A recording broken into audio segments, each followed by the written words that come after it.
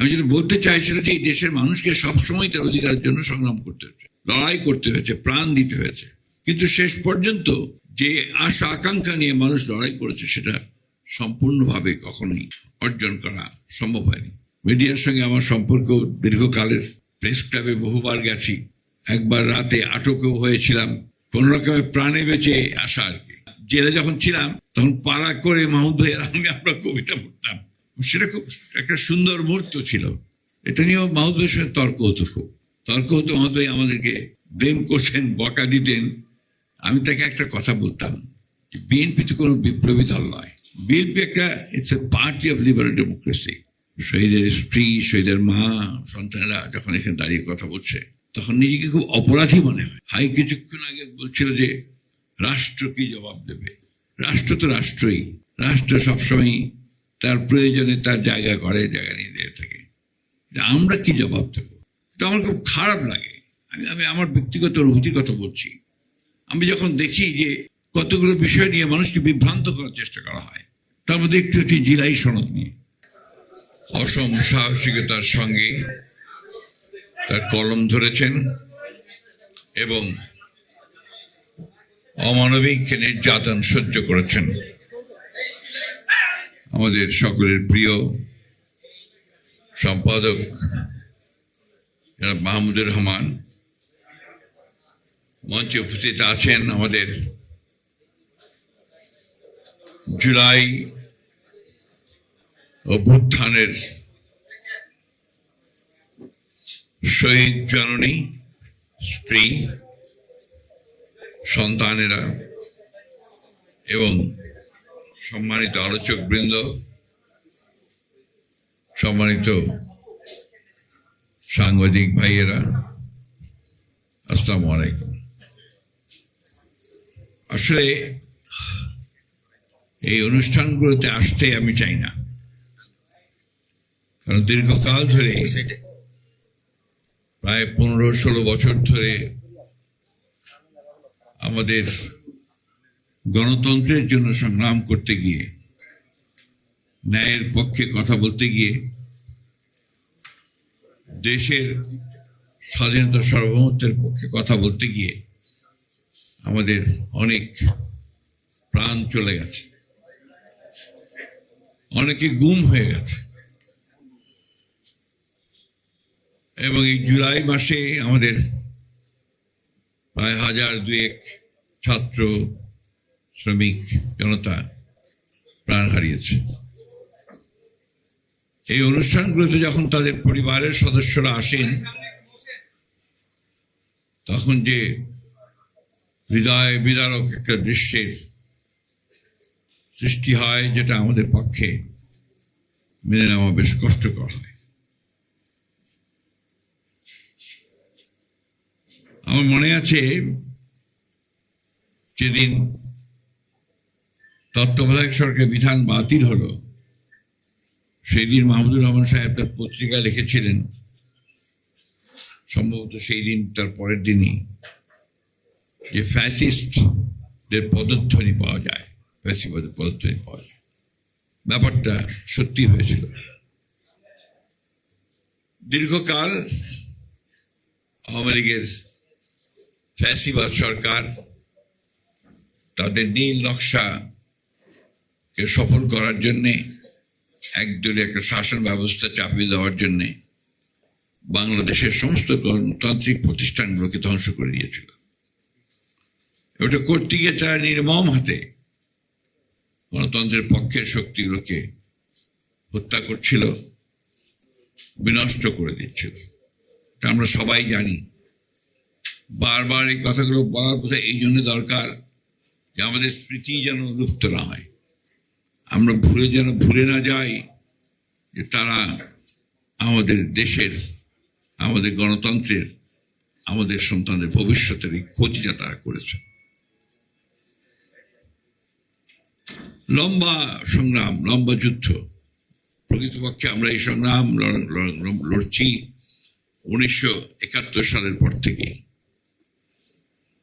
1971 সালে যারা দায়িত্ব নিয়েছিল রাষ্ট্রের কল্যাণ করবার, পরিবর্তন আনবার, স্বাধীন সার্বভৌম বাংলাদেশ নির্মাণ করবার তারা নির্লজ্জভাবে বিশ্বাসঘাতকতা করেছে এবং একদলীয় একটা শাসন ব্যবস্থা চাপিয়ে দিয়েছিল, যেটা এই দেশের মানুষ মেনে নেয়নি। আমরা ইতিহাস সবাই জানি। আমি সেই ইতিহাস আর পুনরাবৃত্তি করতে চাই না। আমি যেটা বলতে চাই সেটা যে এই দেশের মানুষকে সবসময় তার অধিকারের জন্য সংগ্রাম করতে হয়েছে, লড়াই করতে হয়েছে, প্রাণ দিতে হয়েছে।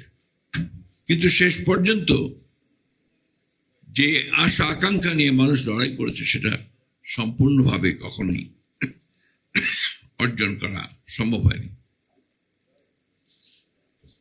এবারও জুলাইয়ের যুদ্ধ আমাদের দীর্ঘ 15-16 বছরের গণতন্ত্রকে পুনরুদ্ধার করার যুদ্ধ। দেশনেত্রী বেগম খালেদা জিয়ার নেতৃত্বে এবং তাকে কারাগারে রেখে এদেশের মানুষের লড়াই, পরবর্তীকালে ছাত্রদের সংগ্রাম, প্রাণ বিসর্জন, সবকিছুতে একটা নতুন একটা স্বপ্ন, নতুন একটা আশা তৈরি করেছিল। আমি একথা বলবো না যে সেই আশা আকাঙ্ক্ষা আমাদের পরিপূর্ণভাবে চূর্ণ হয়ে গেছে, সে কথা বলবো না। আমি যেটা বলতে চাই হচ্ছে যে এই যে সুযোগ সৃষ্টি হয়েছে নতুন করে রাষ্ট্রকে নির্মাণের, এই সুযোগের সৎ ব্যবহারটা আমাদেরকে করতে হবে।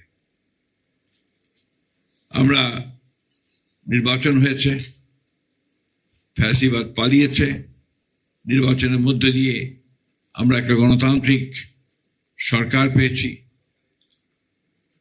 আমরা খুব ভালো করে জানি যে এত অল্প সময়ের মধ্যে 15 বছরের যে লুটপাট, ধ্বংস, হত্যাযজ্ঞ সবকিছুকে শুধরে দেওয়া সম্ভব নয়, কিন্তু কাজটা শুরু করতে হবে।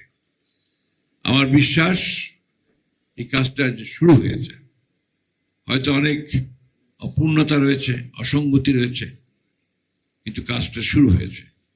একেবারে হয়নি এ কথা বলা যাবে না। আমাদের বিশ্বাস আছে, আস্থা আছে, আমাদের মানুষের প্রতি আস্থা আছে, গণতান্ত্রিক শক্তিগুলোর উপরে আস্থা আছে যে আমরা নিশ্চয়ই আমরা সেই রাষ্ট্র নির্মাণ করতে সক্ষম হব যেখানে ন্যায় প্রতিষ্ঠিত হবে, ইনসাফ প্রতিষ্ঠিত হবে, ন্যায় বিচার প্রতিষ্ঠিত হবে। আজকে এখানে সবাই বেশিরভাগই আমরা মিডিয়ার মানুষ আছেন, যারা মিডিয়ার সঙ্গে আমার সম্পর্ক দীর্ঘকালের। প্রেস ক্লাবে বহুবার গেছি, একবার রাতে আটকও হয়েছিলাম। এখানে সাংবাদিকরা আছেন, আমার সঙ্গে তারা ছিলেন, এবং কোন রকমের প্রাণে বেঁচে আসা আর কি। তারপরেও কিন্তু তারাও ছেড়ে দেননি, আমরাও ছাড়িনি। আমরা কিন্তু লড়াই চালিয়ে গেছি। আর আমার কাছে মনে হয় যে সংগ্রাম, লড়াই, এটা বোধহয় একটা নিরন্তর বিষয়। এটা বোধহয় কখনো শেষ হয় না, হলেই তো আপনার সব শেষ হয়ে যায়। তো এই সংগ্রাম আমরা করছি। আমরা শুভ একটা সময়, শুভ একটা দেশ, সুন্দর একটা দেশ, একটা সমাজ প্রতিষ্ঠা করতে চাই। আমাদের তো অনেক বয়স হয়ে গেছে, বিশেষ করে আমি আমার প্রায় শেষের দিকে। ছাত্র জীবন থেকে এই সমাজ পরিবর্তনের সংগ্রাম করেছি, করেই চলেছে।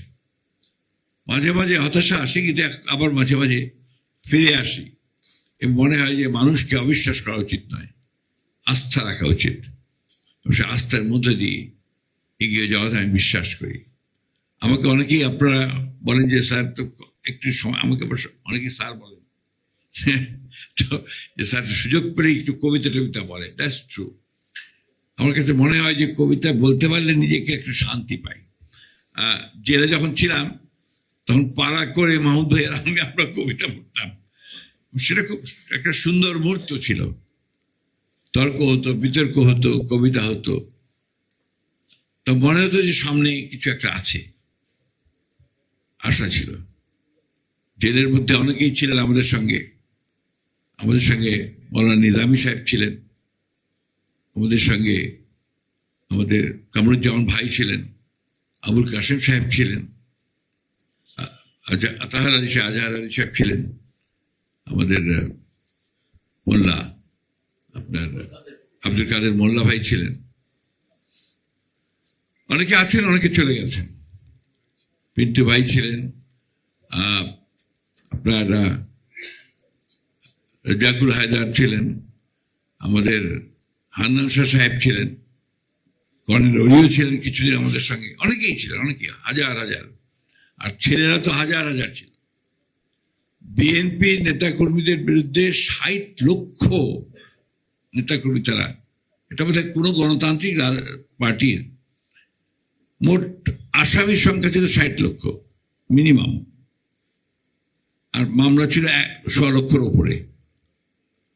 আমাদের বিএনপির ১৭০০ মানুষ গুম হয়ে গেছে, ইলিয়াস আলী সহ। ইলিয়াস আলী কেন গুম হচ্ছে, চৌধুরী আলম কেন গুম হচ্ছে, মাহমুদ ভাই খুব ভালো জানেন। এখন ওই ইলিয়াস আলীর মেয়ে বড় হয়েছে, বিশ্ববিদ্যালয়ে পড়ছে, ছেলে ব্যারিস্টার হয়েছে, কিন্তু এই মুহূর্তগুলো আমরা ভুলতে পারি না। ওরা যখন সামনে এসে দাঁড়ায়, আজকে আমাদের আমাদের শহীদের স্ত্রী, শহীদের মা, সন্তানেরা যখন এখানে দাঁড়িয়ে কথা বলছে, তখন নিজেকে খুব অপরাধী মনে হয়। হাই কিছুক্ষণ আগে বলছিল যে রাষ্ট্র কি জবাব দেবে। রাষ্ট্র তো রাষ্ট্রই, রাষ্ট্র সবসময় তার প্রয়োজনে তার জায়গা করে, জায়গা নিয়ে দিয়ে থাকে। আমরা কি জবাব দেব?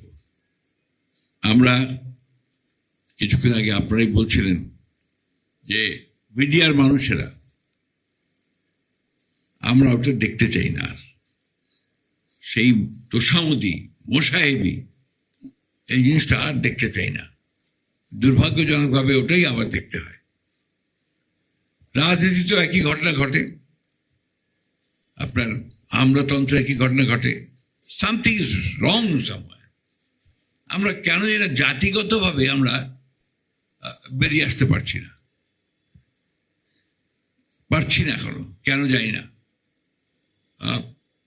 হয়তোবা সেই ধরনের একটা বড় ধরনের একটা বিপ্লব, যে বিপ্লবের মধ্য দিয়ে আমূল পরিবর্তন হবে, এটা নিয়েও মাহমুদের সাথে তর্ক হতো, খুব তর্ক হতো। মাহমুদ ভাই আমাদেরকে ব্লেম করছেন, বকা দিতেন। আমি তাকে একটা কথা বলতাম, বিএনপি তো কোনো বিপ্লবী দল নয়। বিএনপি একটা, it's a party of liberal democracy. আমরা একটা উদারপন্থী গণতান্ত্রিক রাজনৈতিক দল। আমরা বিপ্লব করি না, বিপ্লবে বিশ্বাসও করি না।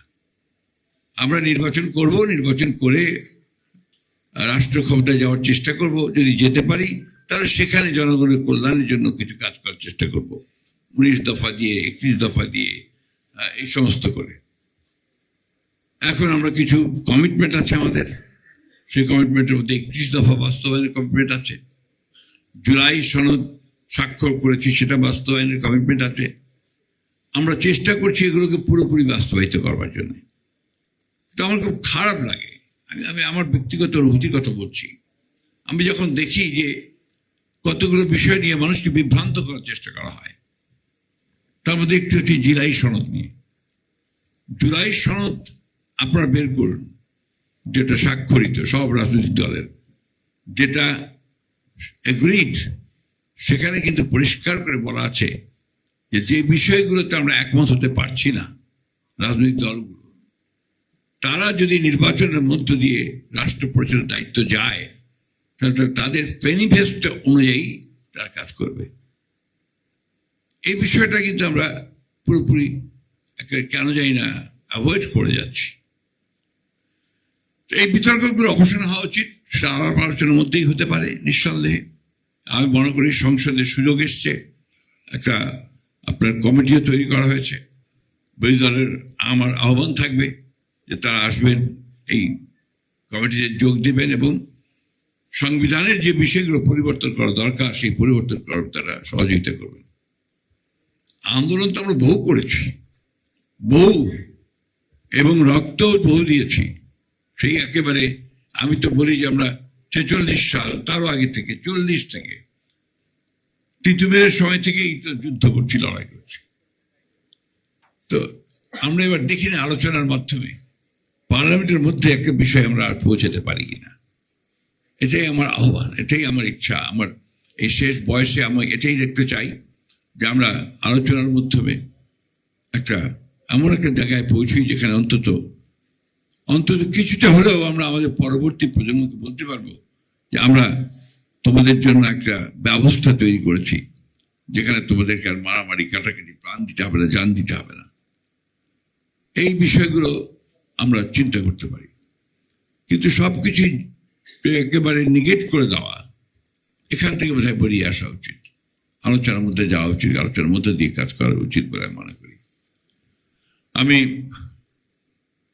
আজকে আমাদের যারা এখানে আছেন, শহীদ মাতা, শহীদ স্ত্রী, শহীদের স্ত্রী,